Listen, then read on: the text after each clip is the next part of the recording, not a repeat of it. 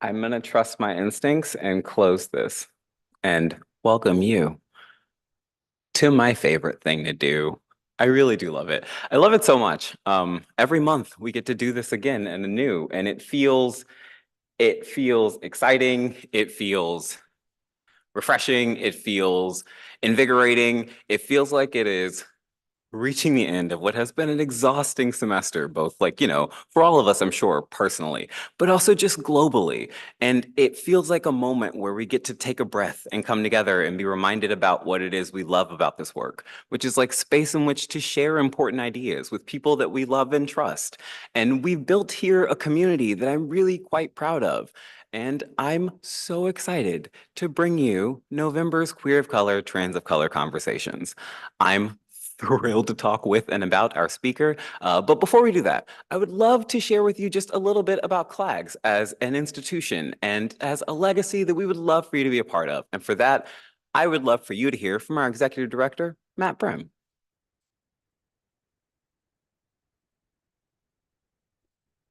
Thank you, James, and hi, everybody. Welcome. Welcome to the final Queer of Color, Trans of Color conversation of the semester. James has done an incredible job. Thank you so much, James.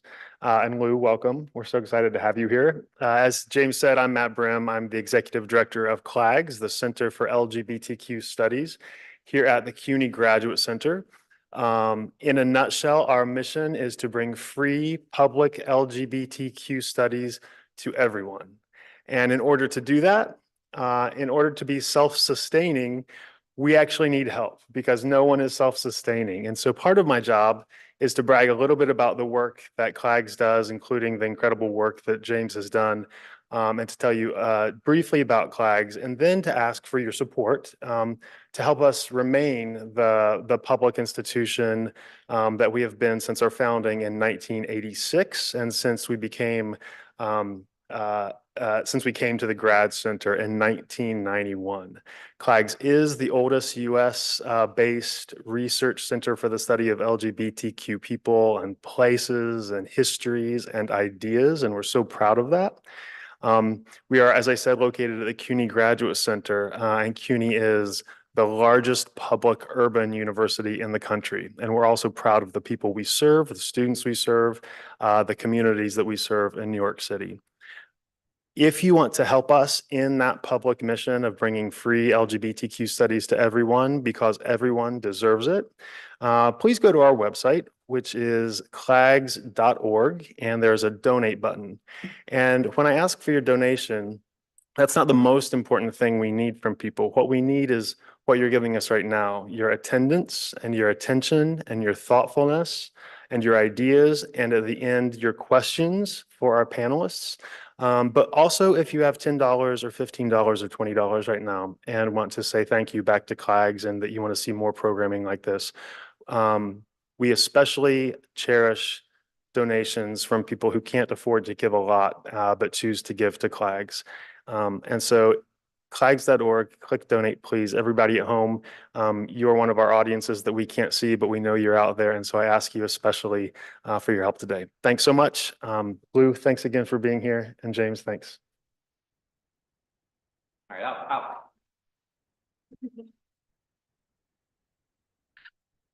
out. Let's just dive right in.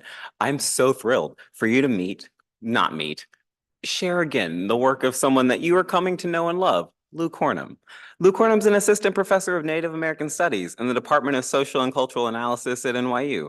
They hold a PhD in English from the City University of New York, the Graduate Center. You know, it's a great school. You should check it out sometime. An MA from the University of British Columbia and a BA from Columbia University. Their research interests broadly encompass indigenous cultural studies, with particular attention to Native American literature and indigenous futurism. Looking to science fiction as a form of theorizing land and the human, Cornum's first project puts into dynamic conversation concepts and texts across critical indigenous studies, Black studies, and geography. In 2020, they co-edited a special issue of Canadian Literature titled Decolonial Revisions of Science Fiction, fantasy, and horror. An additional ongoing project is a study of what they call the irradiated international, the diffuse collectives of people affected by atomic testing, atomic bombs, and uranium minings. Radioactive Intimacies, The Making of Worldwide Wastelands, and Marie Clement's Burning Visions was published in Critical Ethnic Studies Journal in 2020. They're a founding member of the editorial collective Pinko, a magazine of gay communism, and they're a member of the Navajo Nation. Lou Cornum has some really exciting ideas to share with you, and I am so very thrilled for you to hear them. So let's just dive right in. Let's do it. I'm coming back to join you.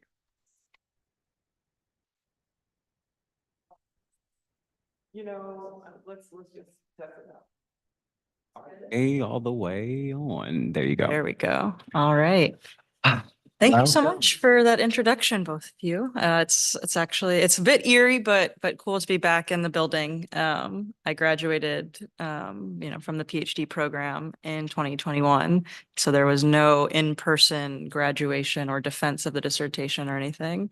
So it's a bit of a homecoming, of a deferred homecoming.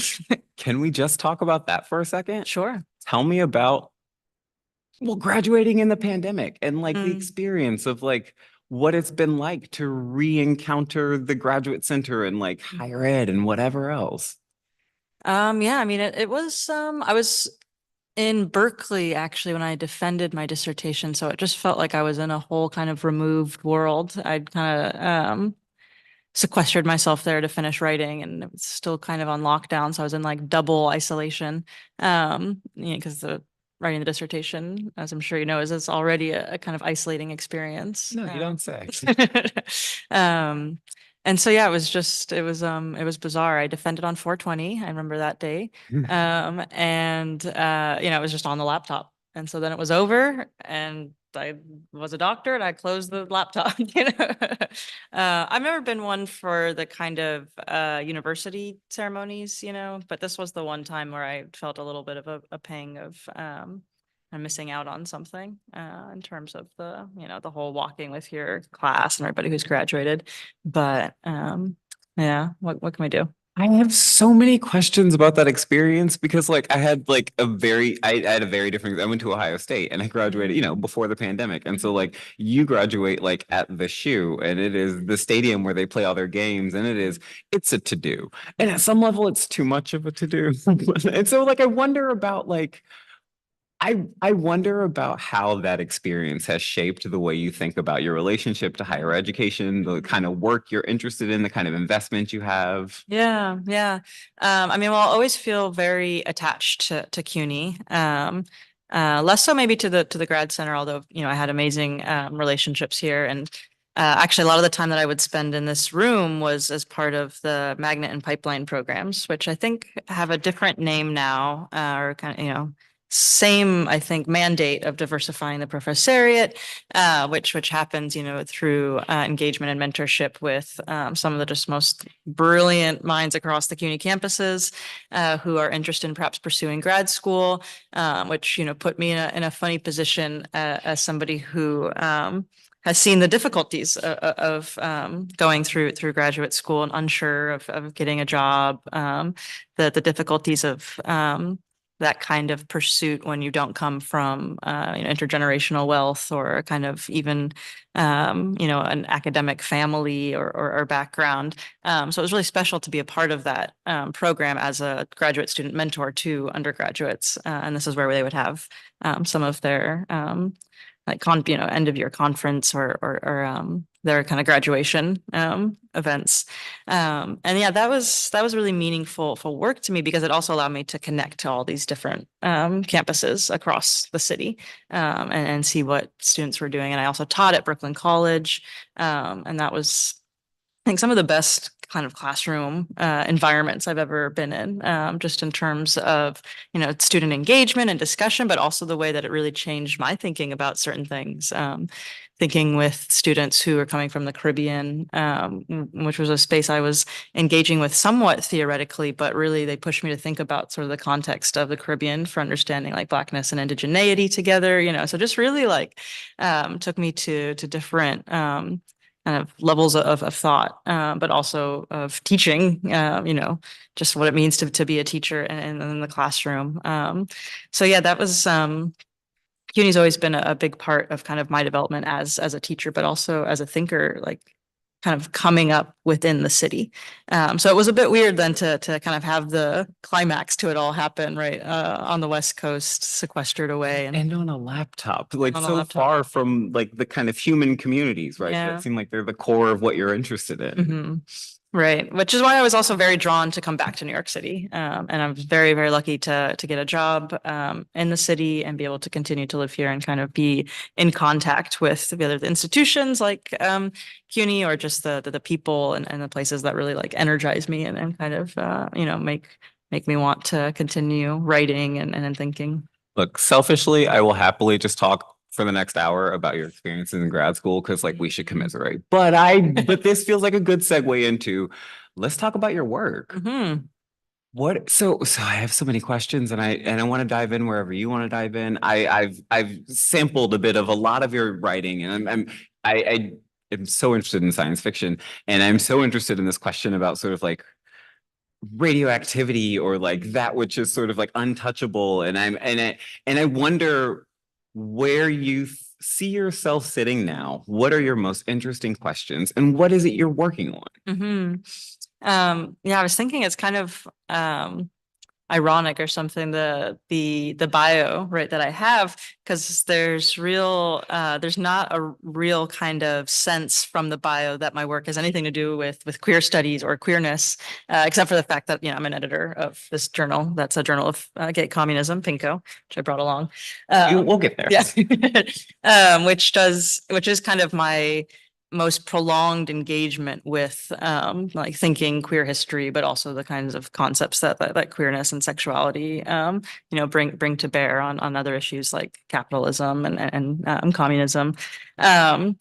But yeah, so much of my scholarship is actually very not focused on gender and sexuality, and it was something that would come up a lot when I was writing my dissertation because my advisor, who's professor here at the GC, Candace Chu, she would say, "I think you're writing about gender," and I'd be like, "What are you talking about?" Right? I thought I was talking about indigeneity and blackness and space making and speculation and the science fiction, the fictions of science, and she's like, "Yeah, all that stuff is about your kind of like rearticulation of gender."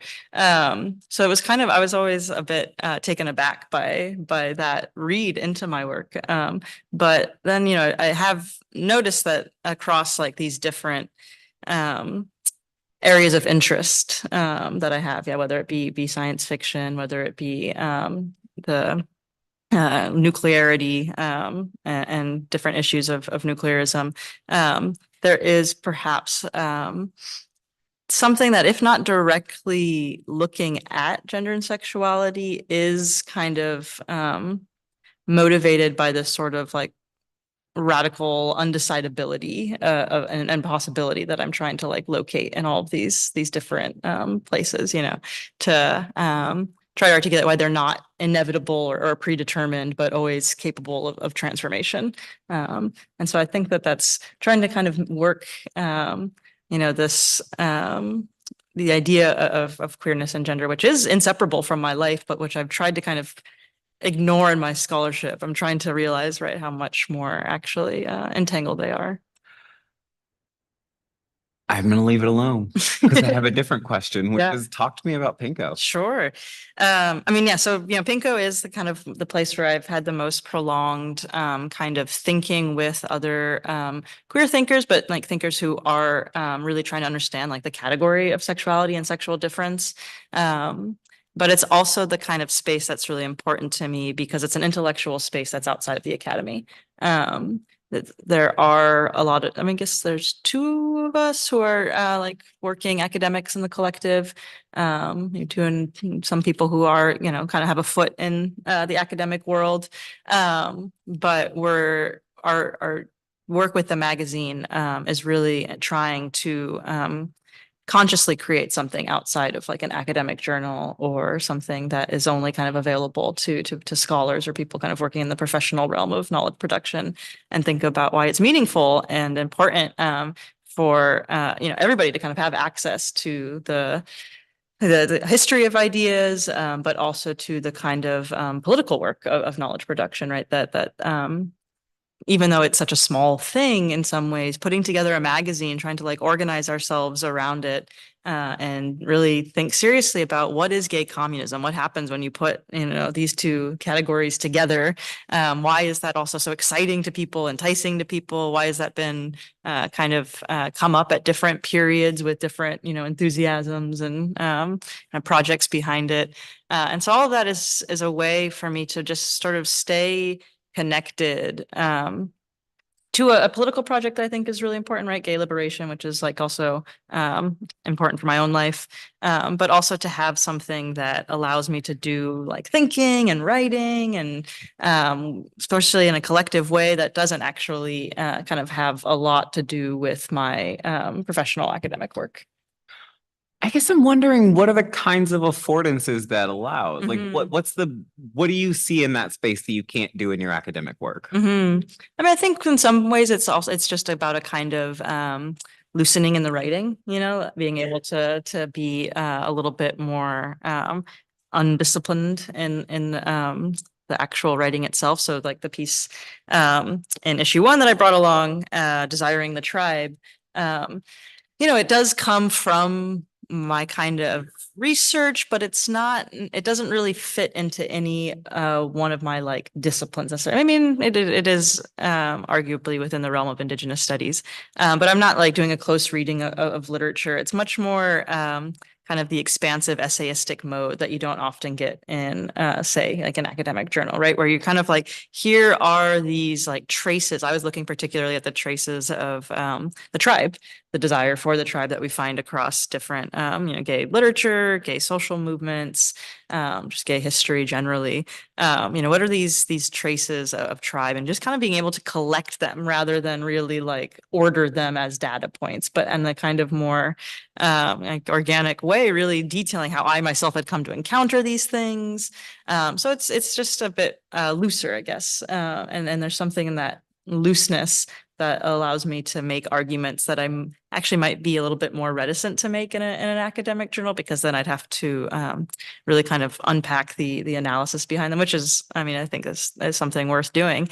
But it can be a little bit more experimental and kind of a place for me to play with ideas with others before really trying to hammer them down. That's really interesting. That's genuinely fascinating for so many reasons. I guess I'm thinking a lot about like audience. Like, do you imagine that they are right, the same audience encountering you in different moments? That like the person who would read this might read your academic work, but they kind of want to right. break, so they'll read this instead. Or are they targeted towards different kinds of people? Yeah.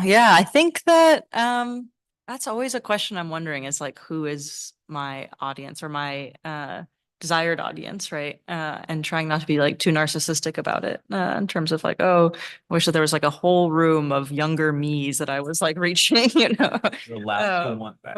But it's, it'd be strange. I think we've all had pretty singular experiences, but yeah, I think, that it's odd to me sometimes that, like, for instance, I've had students come to my office hours and be like, "Oh, I just read Pinko," and I'm like, "Oh God, like that's kind of how did you get that?" But I'm glad, I'm obviously very glad that they're coming across this. I think it is because younger people in particular are so enticed by gay communism as a kind of horizon or just an idea. But that's always, shocking to me, because I have tried to kind of have this, a little bit of, I don't know, a kind of space removed to do that work. But, I mean, I think that being able to reach people, especially younger people, or people who are just kind of coming into contact with like different histories that they understand are intimately connected to their own lives, but trying to understand like the why and how, so why is the history of gay liberation still relevant today? What were the critiques that people were making that are, as timely now as they were when people were making them?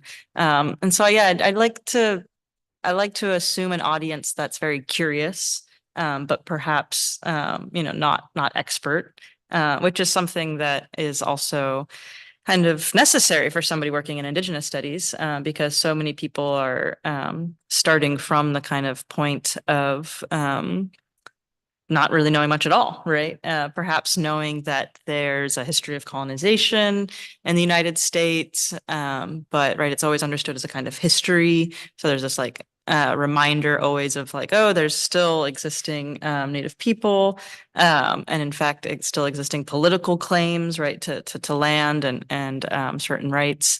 And so like for this piece, Desiring the Tribe, I was trying to kind of reach people in that kind of diffuse group who are like interested in Native people, interested in understanding the history of colonialism, but also understanding the history of Indigenous presence.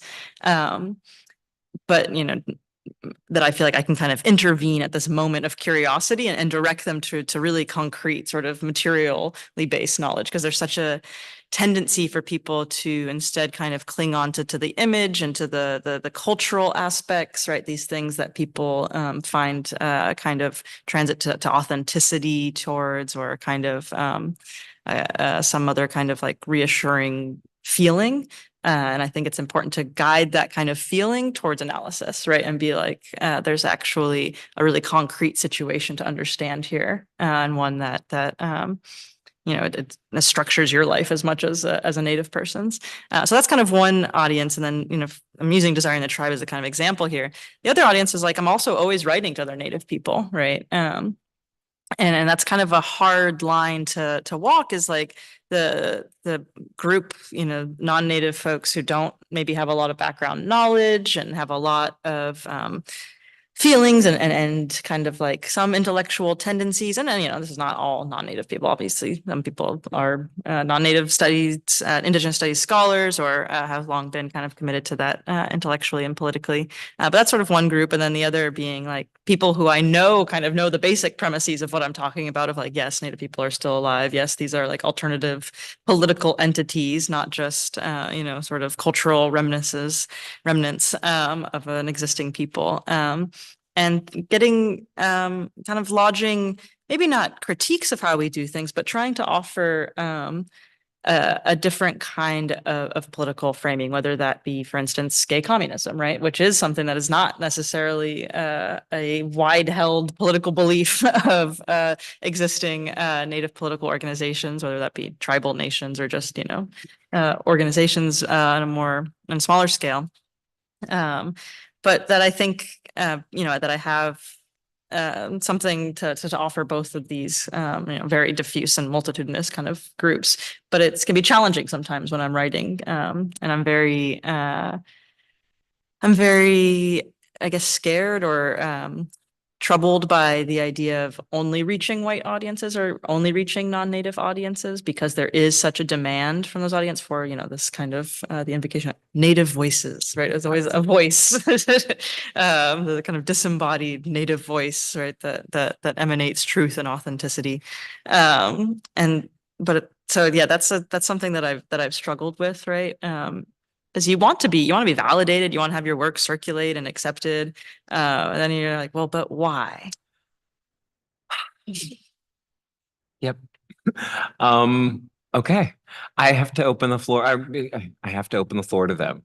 First, I have to ask the question of the night, which is, in what way does queer trans of color studies show up in your work? Right. I guess I kind of jumped the gun with that in the beginning. I felt it. I think, like, for instance, again, going back to this essay, Desiring the Tribe, was trying to think always of how does indigeneity kind of put pressure onto these different categories of queerness, but also like of color, right?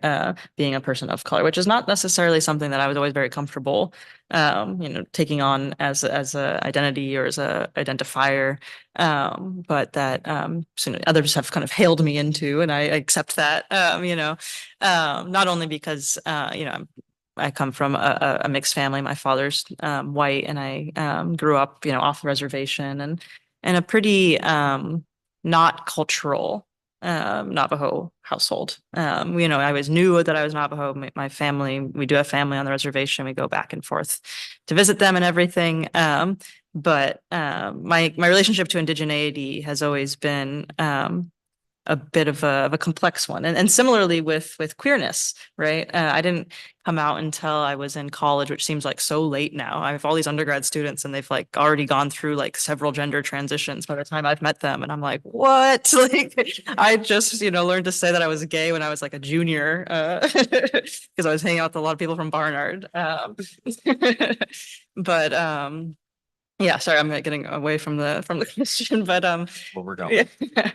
But yeah, that my relationship to indigeneity, my relationship to queerness have kind of had similar structures, except that I knew that I was indigenous much earlier. Or I guess I knew that I was native. And there's like a similarity to me again about this kind of like just the actual unformedness of those identities for me still, right? That they're always changing, and to realize that that's true actually of everyone, because these are historical categories, right? They emerge out of certain contexts and they change in certain contexts. I mean, if we were having this conversation like 20, 30 years ago, I probably wouldn't be talking about indigenous people. I'd be using Native Americans much more, or talking about Native people. Queer of color might not be, that's kind of term at hand to describe us. So I think that I'm just interested in that sort of like contingency at all times, right? And how that means not only to understand how these things came to mean what they mean and how I came to take them on, but also how they might change, right? And for the better and for the worse, right? I mean, queerness itself has morphed and kind of expanded and contracted so many times that at one point it felt like a real political category. I remember telling a friend, I'm gay, and she said, "Don't you mean queer? Like, isn't that the kind of more like, isn't that the positionality you want to claim?" And I was like, "What?" And now queer has become so expansive that I feel like people feel like it's actually perhaps more of a political thing to say, "No, I'm gay," or "No, I'm a dyke," and then to say I'm queer.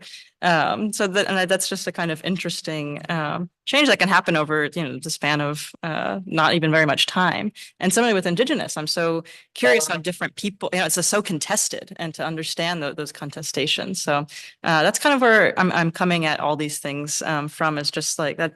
In some ways, I'm realizing that a lot of my work is about like the history of ideas, and like where do they come from, and then what do we do with them as they're always changing and to suit our context or conditions. I think at some level we all come to realize our work is about the history of ideas, right? Yeah. It starts to Right. all. That's so interesting. Yeah. All right. I'm not going to do it. I'm going to open the floor to other people to ask their questions too. Any questions you may want to throw our way? We've got a mic we can pass.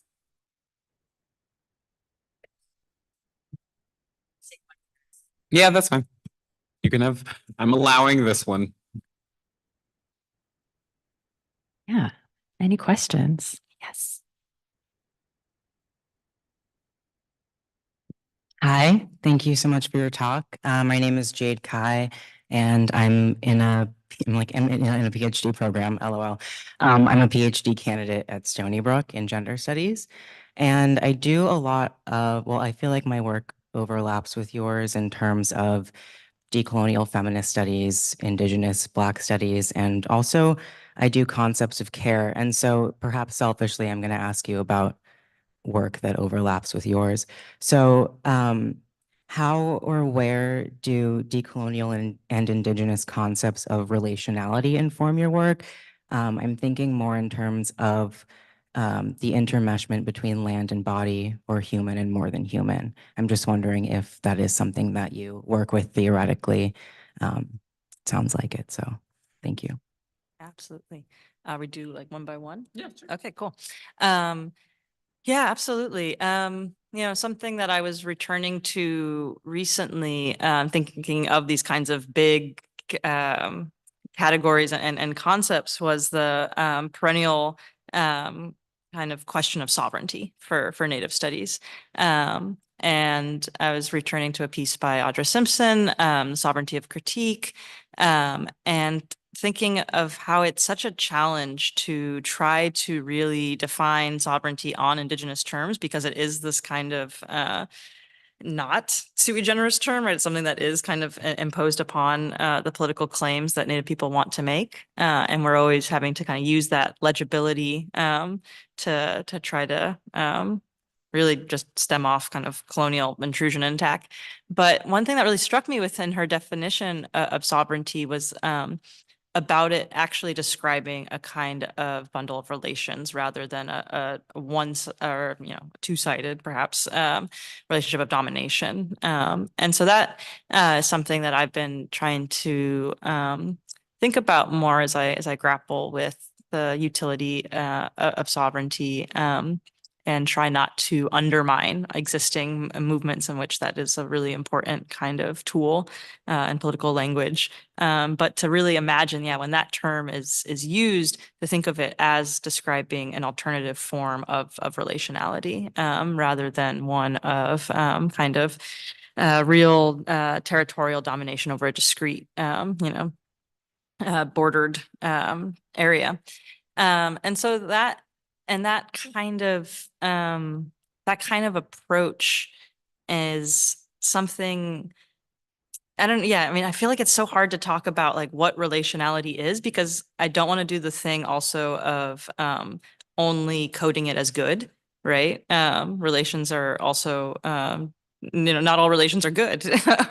And this stands for the relationship between the human and the non-human world, right? And the kind of assumption that Native people are like innate caretakers is something that I find difficult to square with, the actually existing lives of and practices of many Indigenous people, which is not to say that we're also like, as harmful and destructive as the kind of capitalist systems that we now live under, but just to say that those relations can be ones both of care and of harm, right? And that there has to be then an understanding of relationality as not neutral, but as again like undecided, right? And that the real work comes in defining what kind of relations you're trying to establish or trying to change. Similar to care, right? I think that care can also have this kind of quality of, oh, what's care? It must be good.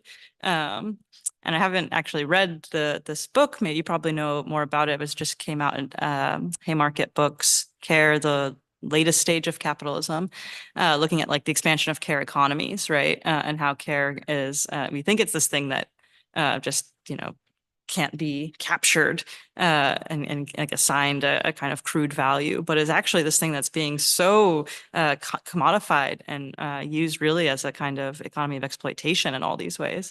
And so I think that Indigenous studies has something to offer to those kinds of conversations where people are perhaps prone to kind of romanticize certain practices like care, like relationships to land, and say, well, now these actually have a lot of potential for harm, which is why we actually need a lot of clarity in how we define them.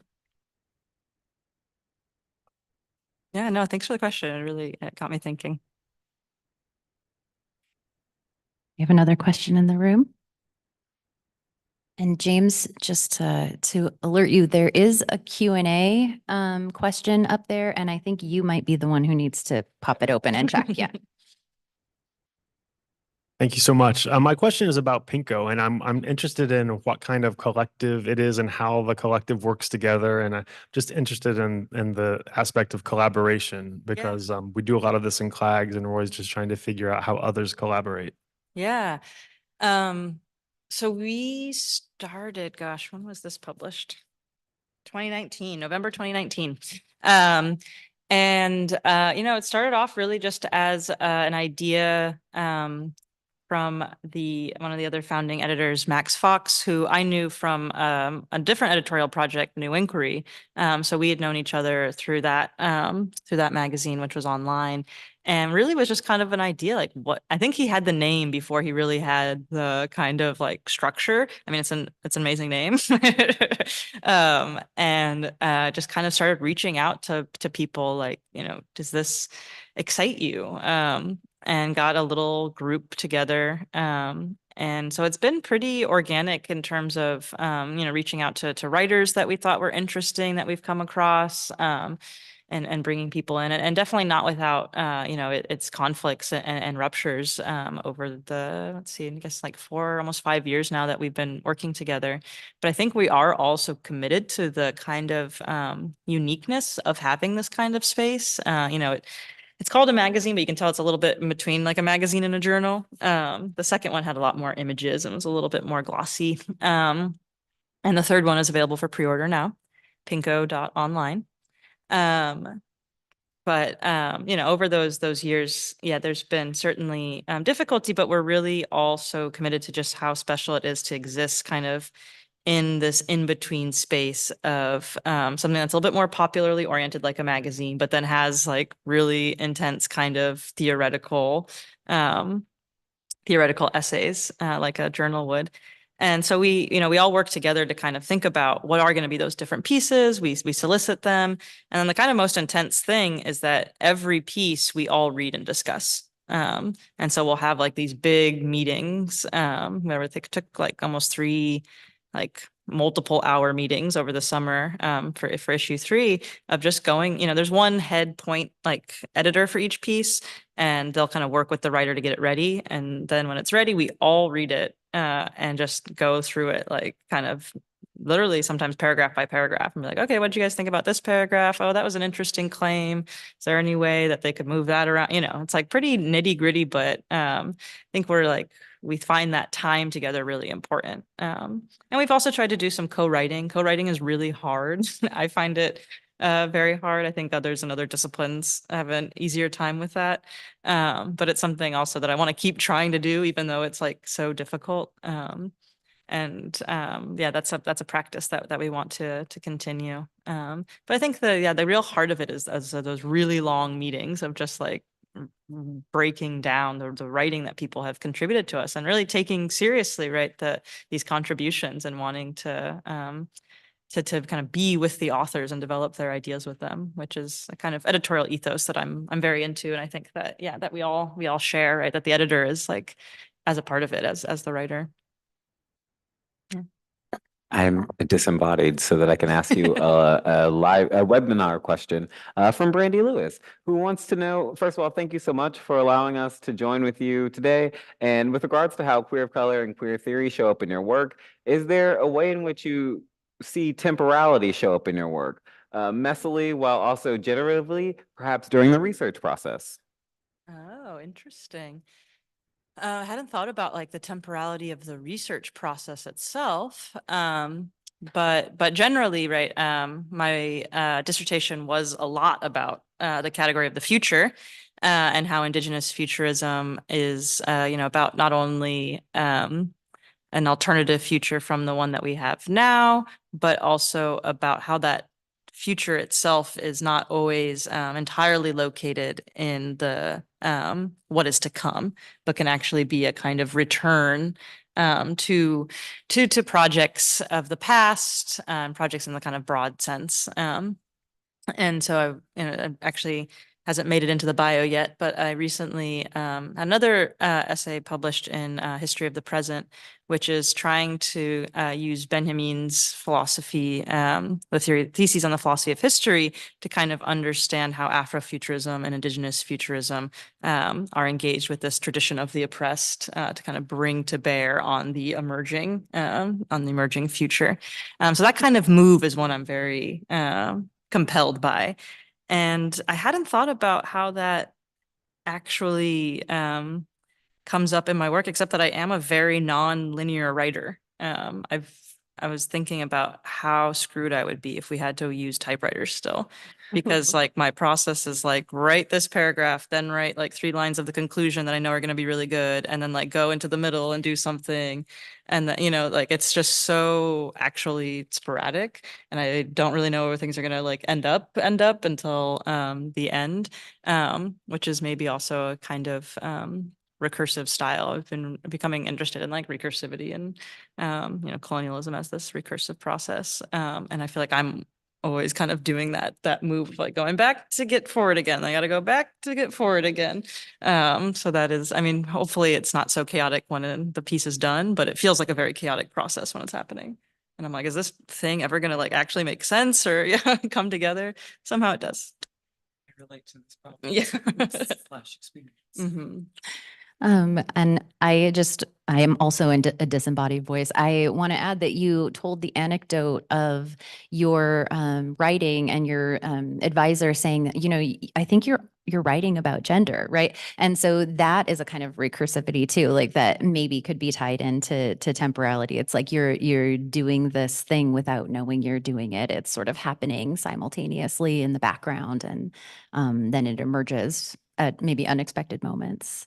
Yeah, totally. And also, I mean, I also feel like I get that experience just even like reading Desiring the Tribe again today. I was like, wow, I was really thinking about some of this stuff then. And I haven't really returned to it as much, although it's been coming up a lot more recently in my thinking and conversations, even though it's yeah, 4 years old now. So yeah, there's a way that these ideas will stay with you and kind of reemerge in ways that surprise you. Similar with the radioactivity project. That's something that I kind of got obsessed with because of this play, Burning Vision. But unfortunately, right, it becomes more and more relevant like all the time. And I think we're gonna see increasingly how important a kind of understanding of nuclear histories is in the coming years as certain nuclear forms return. We have another online question. Can I pop that in? And this is a good segue, I think, from what you were just speaking about. I very much appreciate your talk. Did you encounter any queers in your study of the irradiated international, either among those visibly harmed or those resisting? Oh. I mean, yes, certainly. I wouldn't say that I've noticed a kind of like queer collective or anything that's really focused on, say, anti-nuclear like bomb organizing or there's a lot of groups in the Navajo Nation who do work on the abandoned uranium mines, trying to get those cleaned up.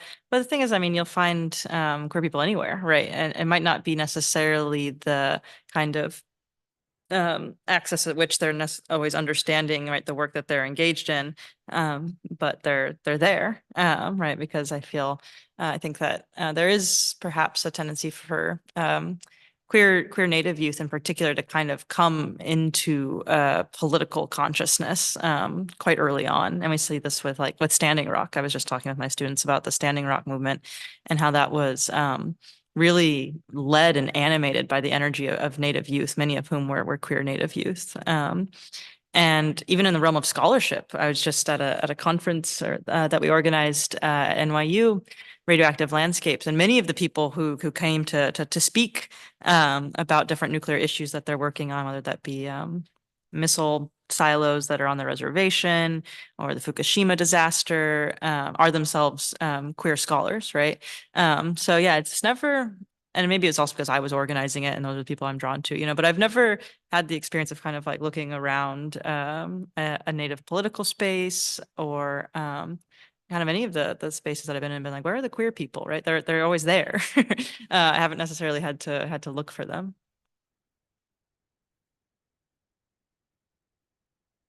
I think we've got time for maybe let's say 2 more questions. I'm feeling ambitious. Any more questions in the room?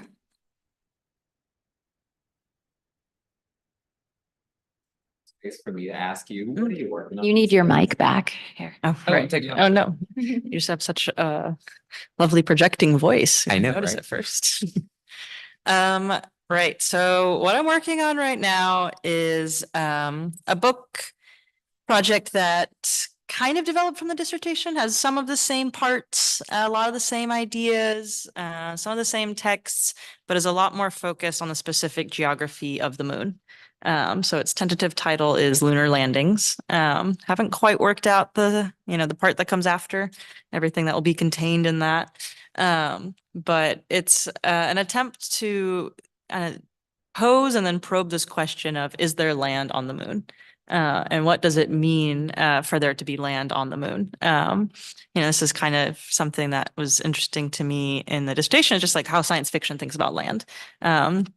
And obviously, I think one of the biggest contributions that Native Studies has to make is theorizing land, what land actually means, what relationships to land, are or could be, and so I'm kind of using the moon as a space to think about that. In the way that science fiction kind of takes something and estranges it. This is my way of kind of estranging the category of land in order to like understand it. So looking at within that, though, it's taken me on all these like wild rides, like trying to understand the US space program, the Apollo program, Artemis program. But then also just trying to find like really rich texts that talk about the moon or have the moon kind of as an important aspect. There's an amazing short story by Simon Ortiz, a Pueblo writer, called Men on the Moon. I'm putting that into conversation with, of course, the classic Whitey on the Moon by Gil Scott Heron.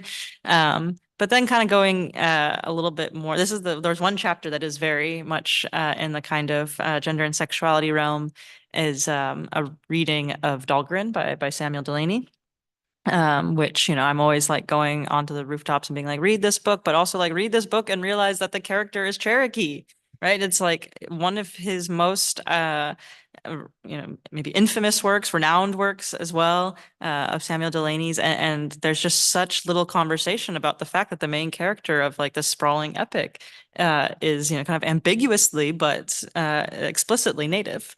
And so that's really interesting to me. And then there's like this incredible moon scene in the book that has all these like strange sexual implications and social implications. So I'm just gonna have my time to really go deep into Dahlgren. I'm so jealous I didn't write this book first. I hate this for me. This sounds incredible. Okay. Well, you can have another celestial body. I want this one. Yeah.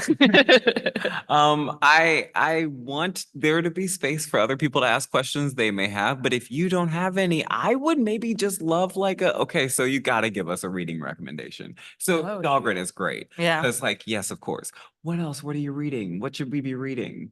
Oh, wow. What are you looking at? What are the Yeah. pieces of culture that you're sort of filtering this lens through? Mm. Filtering through this lens. Yeah, well, I mean, that's what's so cool about working on something like the moon, and something that's like less cool about working on radioactive landscapes, is that somebody's always has another radioactive landscape to point out to you. But with the moon, it's always like another cool like moon book or moon song. My friends have been making moon playlists. One of them is Every Song About the Moon by Arthur Russell, which is like 3 songs, but they're all really good. So I definitely would recommend Arthur Russell more generally, but certainly the moon songs. In terms of what I've been reading, I mean, I can't really recommend it, but I've been reading that book, The Right Stuff by Tom Wolfe. The Okay. like journalist, counterculture guy who wrote about the US space program. And I'm like, this is a really like, I thought that he was like kind of cool. I didn't really know what his deal was, but he's like, this whole book is just like in praise of the US Air Force and of the military and, of the stuff that it takes to be an astronaut. So that's been a kind of a strange encounter. In terms of my favorite kind of moon movies, the movie by, I forget his name, he's David Bowie's son, so his last name's Bowie. Maybe his last name's not even Bowie. Maybe he tries to like hide it. Anyway, he made the movie Moon, which is it's a kind of interesting labor tale of the moon. I'm doing all these things. I love Right. this so much. Oh. I know I can keep going. I'm like, but I should have brought my moon that is more than bibliography enough. with Are me. you kidding? Yeah. I'm so enthused. Okay. I'm gonna move over to here so that I can do a handful of things. The first of them just being me, hang on, waiting patiently. It's a patience I'm newly developing.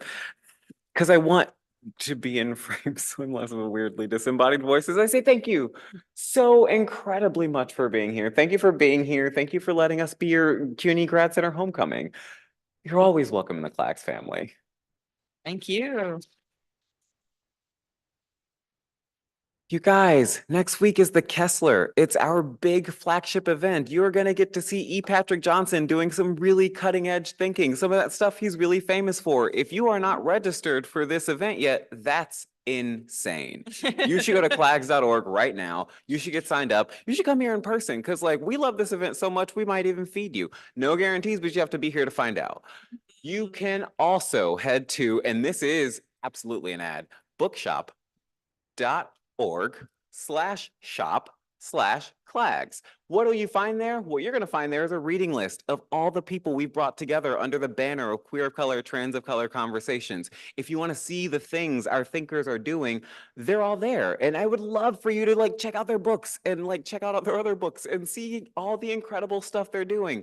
We are going to do Kessler next week. And then we're going to be back in January with Tavi and Yango. And we're going to be back in February with my advisor, Martin Joseph Ponce. And we're going to be back in March with Renyo Huang. And we're going to be back in April with Jose de la Garza. And I love everything about this series. And I'm so excited for you to join us for all of those things. And I am so grateful that you've been here. And we will see you very soon.